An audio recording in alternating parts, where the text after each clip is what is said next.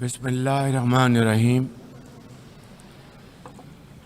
लैसल बिर्रा अन तवल्लु वजूहकुम क़िबलल मशरिक़ी वल मग़रिबी वलाकिन्नल बिर्रा मन आमना बिल्लाहि वल यौमिल आखिर वल मलाइकति वल किताबि वन नबिय्यीन व आतल माला अला हुब्बिही ज़विल क़ुर्बा वल यतामा वल मसाकीन वब्न सबील वस्साइलीन फिर रकाब व अकामस सलाता व आतस ज़काता वल मुफ़ूना बि अहदिम इज़ा आहदू वस्साबिरीना फिल बअसाई वद्दर्राई व हीनल बास उलाइकल लज़ीना सदकू व उलाइकल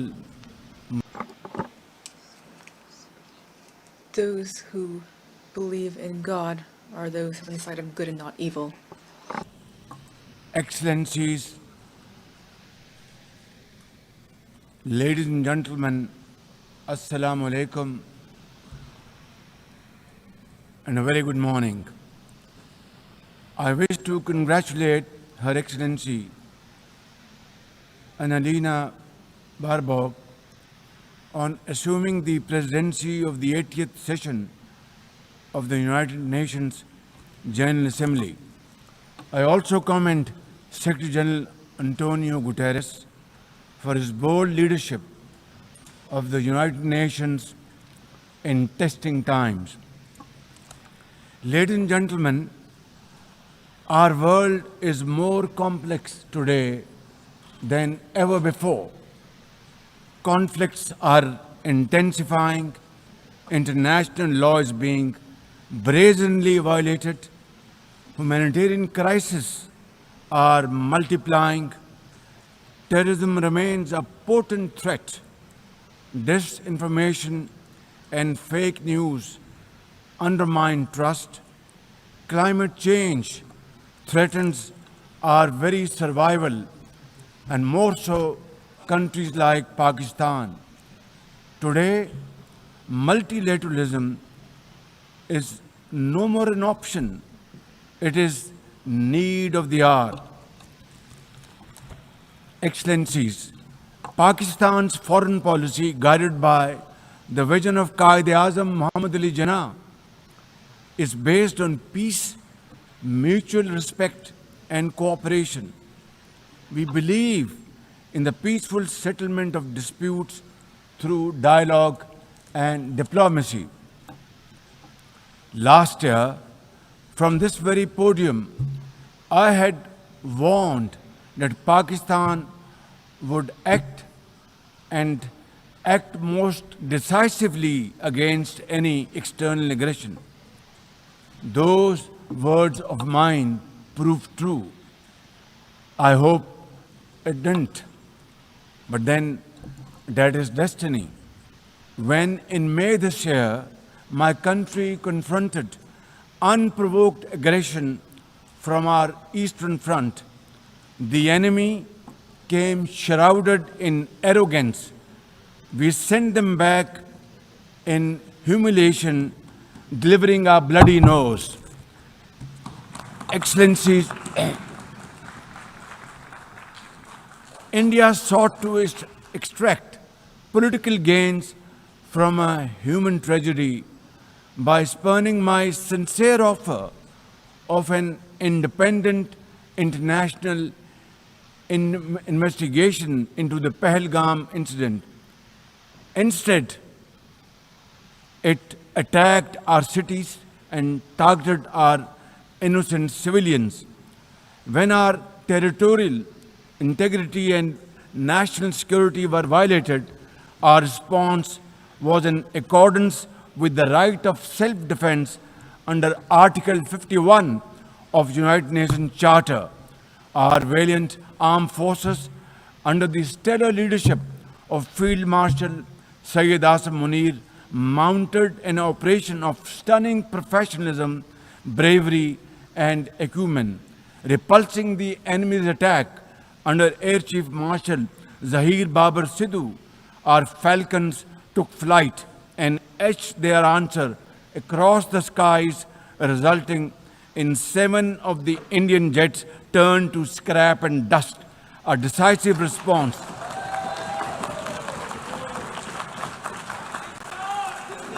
A, dis- a decisive response to the aggressor that will echo through the annals of history. To the fearless architects of this victory, to every officer and soldier, heirs of our martyrs, their names are forever engraved in glory. To the mothers of our martyrs, their courage guides our path forward, and their sacrifice shall never be in vain, inshallah, God willing. And to every Pakistani, you stood as one unbreakable wall, a bunyanum marsus. Excellencies, though in a position of strength, Pakistan agreed to a ceasefire facilitated by President Donald Trump's bold and visionary leadership. We express our deep appreciation to him and his team for their active role in bringing about the ceasefire. President Trump's efforts for peace helped avert a more threatening war in South Asia. Had he not intervened timely and decisively, the consequences of a full-fledged war would have been catastrophic. Who would have lived to tell what happened? And therefore, in recognition of President Trump's wonderful and outstanding contribution to promote peace in our part of the world, Pakistan nominated him for Nobel Peace Prize. And I think this is the least we could do for his love for peace. And I think truly he's a man of peace. Ladies and gentlemen, we're also grateful to our friends and partners, including China, Turkey, Saudi Arabia, Qatar, Azerbaijan, Iran, UAE, and of course, UN Secretary General for extending their diplomatic support to Pakistan at this crucial time. Excellencies, we have won the war, and now we seek to win peace in our part of the world. And this is my most sincere and serious offer before this August Assembly of the World Nations. Pakistan stands ready for a composite, comprehensive, and result-oriented dialogue with India on all outstanding issues. South Asia requires, ladies and gentlemen, proactive rather than provocative leadership. India's unilateral and illegal attempt to hold the Indus Water Treaty in abeyance defies the provisions of the treaty itself, as well as the norms of international law. Pakistan has made it abundantly clear, and let there be no doubt once again in anybody's mind, as I said last year in this hall, from this podium, we will definitely and ardently defend, inshallah, the inseparable right of our 240 million people on these waters. To us, any violation of this Indus Treaty represents an act of war. Ladies and gentlemen, through this august House, I wish to assure the Kashmiri people that I stand with them. The people of Pakistan stand with them. And one day soon, inshallah, India's tyranny in Kashmir will come to a grinding halt. Kashmir will gain its fundamental right to self-determination through an impartial plebiscite under the auspices of this very organization, United Nations. Excellencies, the plight of the Palestinian people is one of the most heart-wrenching tragedies of our times. This prolonged injustice is a stain on the global conscience and our collective moral failure. For nearly 80 years, the Palestinians have courageously endured Israel's brutal occupation of their homeland in the West Bank.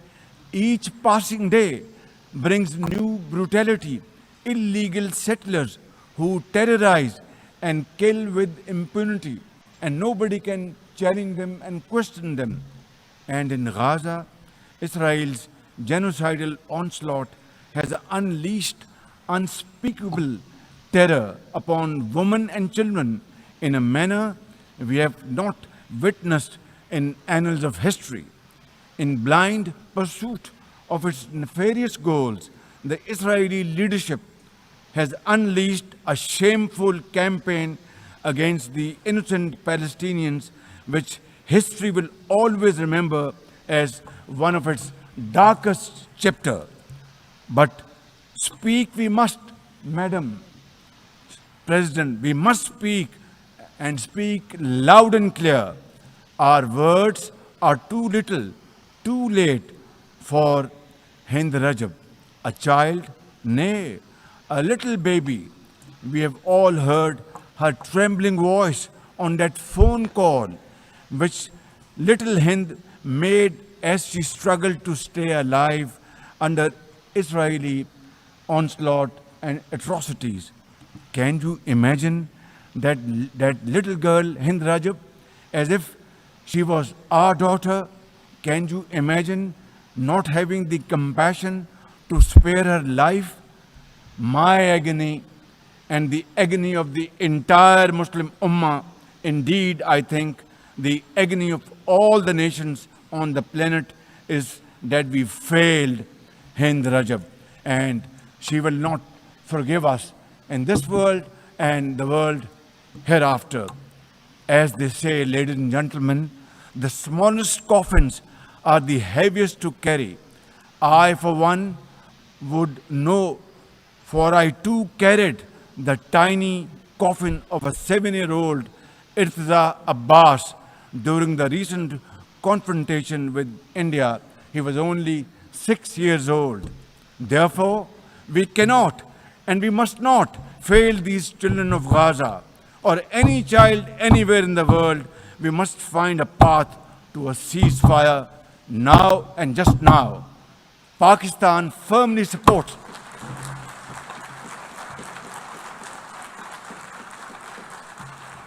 Ladies and gentlemen, Pakistan firmly supports the demand of the Palestinian people for the establishment of a sovereign Palestinian state with pre-1967 borders and Al-Quds Sharif as its capital.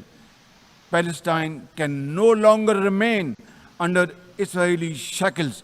It must be liberated, and liberated with full commitment and with full force.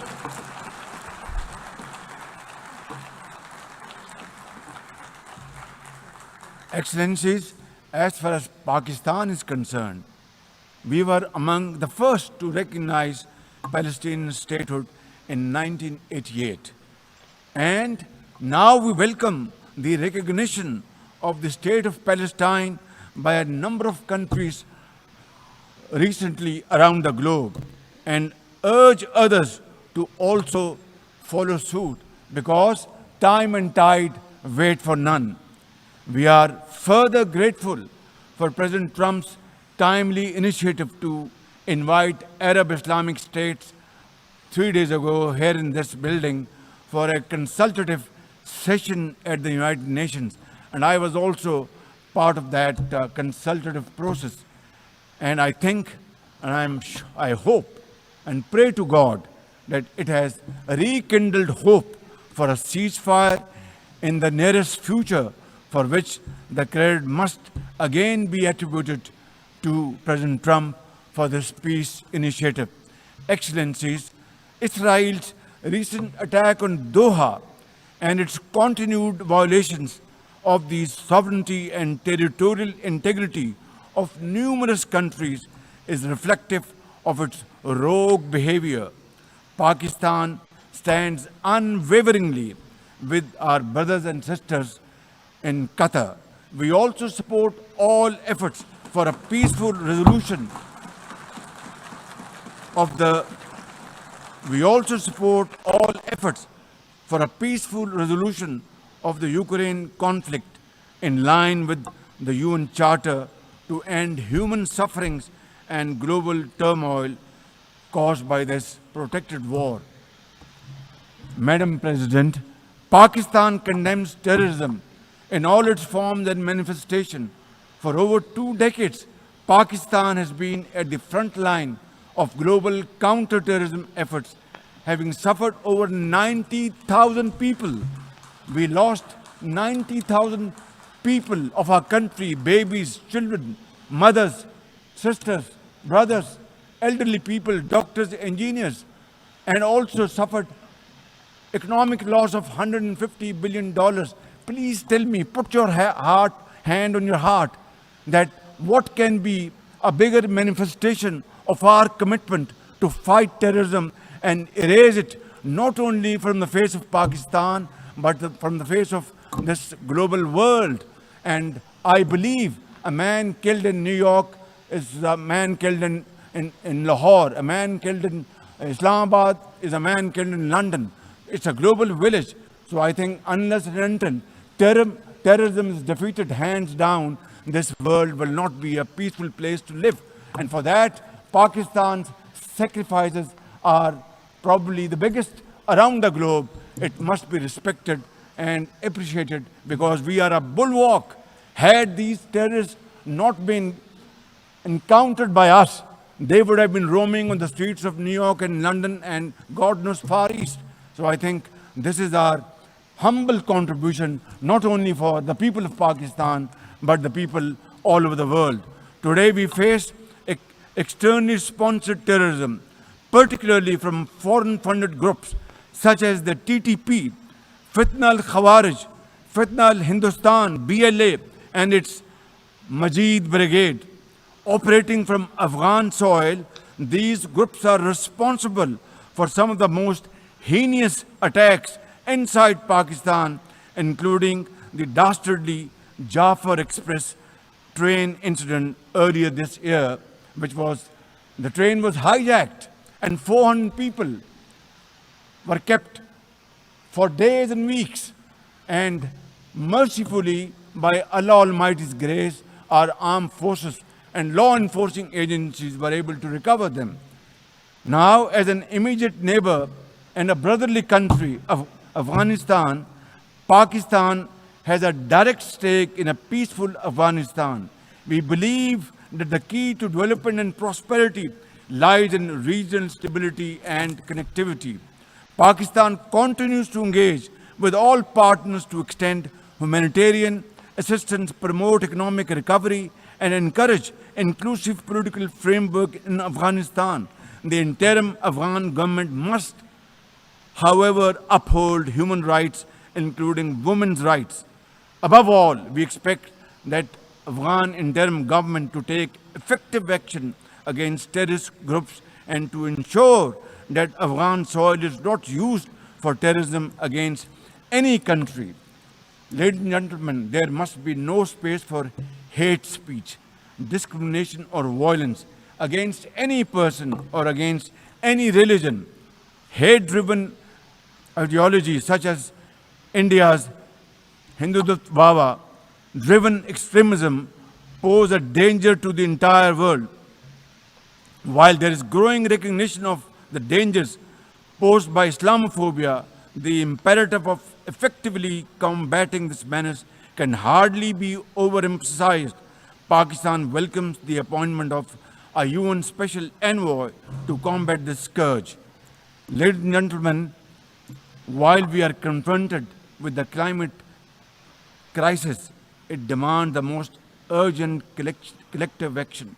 In 2022, Pakistan faced massive floods of humongous proportions that caused huge losses amounting to $34 billion and many valuable lives lost. This year again, we are dealing with another mega flood with thousands of villages washed away from the face of the earth, millions of people displaced, more than 1,000 killed, and billions of dollars of crop, livestock, and property washed away, lost to flood waters. Our nation stands united in these testing times, and we are dealing with this natural calamity with remarkable resilience by the grace of God. I have declared a climate emergency to cope with this challenge. The catastrophic floods of 2022 and 2025 this year are glaring examples of loss and damage caused due to climate change. Pakistan, to the contrary, my honorable guests in this hall and through the cameras around the globe, Pakistan contributes less than 1% of global emissions annually, yet it continues to face the relentless brunt and muddy waves of climate change. And then we are told to borrow loans and add on to our debt, huge debt pillars we have over the period of time. This is not fairness. This is not equality. This is not justice. This is not fair play. How can you expect a country which is a developing country facing humongous flood challenges every year due to climate change and no fault of ours, and yet we are told to borrow more loans? I think borrowing loan would be destroying your economy. We will be better off than not borrowing loan and standing on our own feet, working hard, tirelessly, blood and sweat, and we will, inshallah, make Pakistan a great country, inshallah. Ladies and gentlemen, while we deal with climate change, I bear good tidings on the domestic economic front.